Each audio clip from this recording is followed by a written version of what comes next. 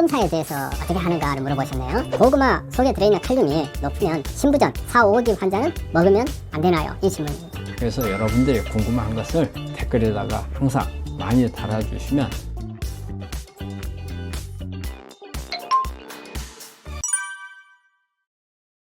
첫 번째로 램 검사에 대해서 어떻게 하는가를 물어보셨네요. 이제 우리 램 검사는 어떤 음식이 내거 면역을 높이는가 하는 것을 이제 검사하는 방법이거든요. 우리가 이제 혈액을 뽑아가지고 NK세포 반응을 보는 거예요. 어떤 음식을 넣어줬을 때 NK세포가 기능이 얼마만큼 활성화가 되는가 그걸 보는 건데, 사실은 이게 이제 맞춤형 항암 음식을 찾는 검사라고 할 수가 있거든요. 그래서 이거는 어떤 전반적인 그 식품을 찾는 게 아니고 그 사람의 피를 뽑아서 검사한 사람의 면역을 높이는 음식들이 어떤 음식들인가 그걸 찾아요.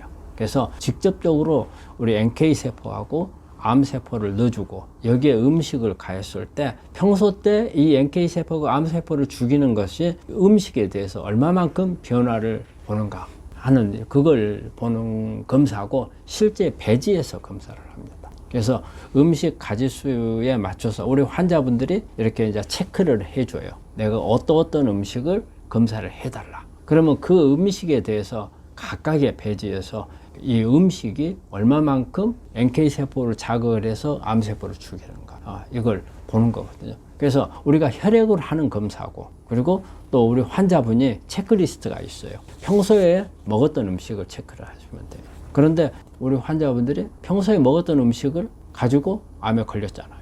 그렇기 때문에 내 평소에 먹은 음식만 가지고는 안 된다는 뜻이잖아요.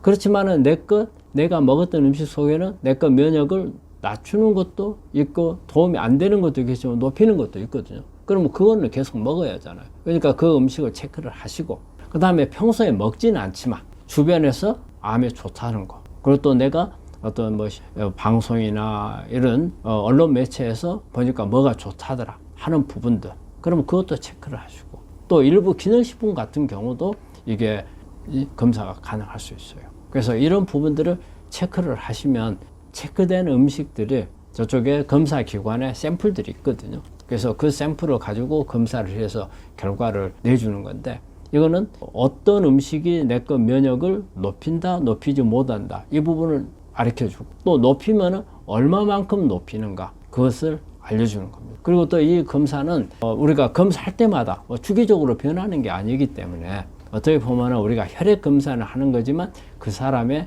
어떤 체질을 보는 개념이라고 생각할 수가 있거든요. 그래서 잘 변하지는 않습니다. 그래서 한 번 검사를 하시면 되는 거거든요. 뭐 주기적으로 뭐 1년에 한 번이라든지 그렇게 하실 필요는 없습니다. 이런 부분들을 램 검사를 하게 되면 장점이, 우리가 굳이 막 책을 보면서 뭐 항암 음식 찾고 이런 것을 하지 않아도 나한테 맞는 내 면역을 높여주는 음식을 찾을 수 있다는 거고, 또 이 점을 한번 생각하셔야 되는 게, 우리가 실제적으로 음식마다 뭐 마늘 같은 경우는 뭐 타임지에서 선정한 그 항암 음식 제1번이거든요.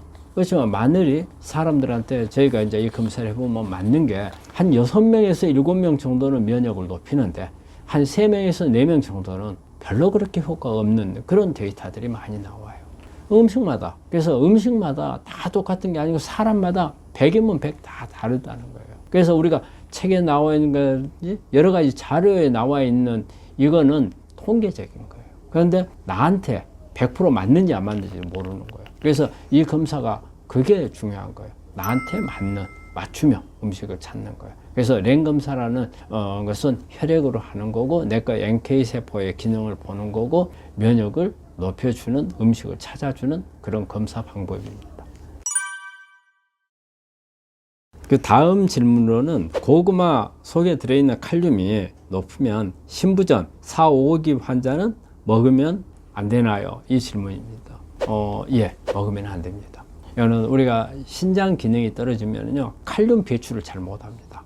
그래서 칼륨이 몸에서 혈액에서 빠져나가지를 못해요. 그런데 칼륨이 많은 음식을 먹으면 결과적으로는 칼륨 수치가 더 높아지죠. 많이 먹으면 오히려 위험해질 수도 있거든요. 그런데 이제 고구마만이 아니거든요. 칼륨이 많은 음식은 다 해당이 됩니다. 우리가 뭐 비트라든지 뭐 토마토라든지 뭐 키위나 뭐 여러, 특히 야채 종류 속에 감자 같은 것도 많이 들어있습니다.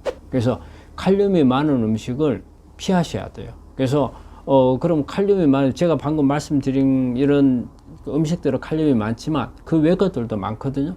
그래서 그 칼륨이 많은 음식을 잘 모른다면 인터넷 들어가셔가지고 칼륨이 많은 음식이라고 치면은 어떤 음식이 쫙 뜹니다. 그래서 그런 음식들은 가능한 한 피하셔야 됩니다. 오늘 또 여러 가지 정보를 가지고 여러분들하고 이렇게 방송을 했는데요. 방금 제가 그 댓글을 한 2개 정도 이렇게 설명을 해드렸는데 아마 우리 환자분들이 궁금한 게 많을 거예요. 근데 어디 가서 제대로 물어보지도 못하는 경우가 많고 또 잘못하면은 잘못된 답을 얻을 수가 있거든요. 그래서 저도 제가 이렇게 자료를 찾아가지고 여러분들한테 알려주고자 하지만 또 제가 알고 있는 범위 내에서 설명을 하는 건데 우리 환자분들이 의외로 또 궁금해하는 부분들이 있단 말이에요. 그런 부분은 내가 캐치를 못할 수가 있어요. 그래서 여러분들이 궁금한 것을 댓글에다가 항상 많이 달아주시면 제가 이 중에서 100%는 다 못할 수가 있어요. 너무 댓글이 많았을 경우에는. 하지만 우리가 최대한으로 또 환자들이 꼭 알아야 되겠다 생각되는 부분들을 모아가지고 여러분들한테 알려줘서 여러분들한테 조금이라도 궁금증을 덜어주고 치료에 도움이 되도록 그래 하려고 하거든요. 그래서 여러분들의 많은 참여를 바랍니다. 예, 감사합니다.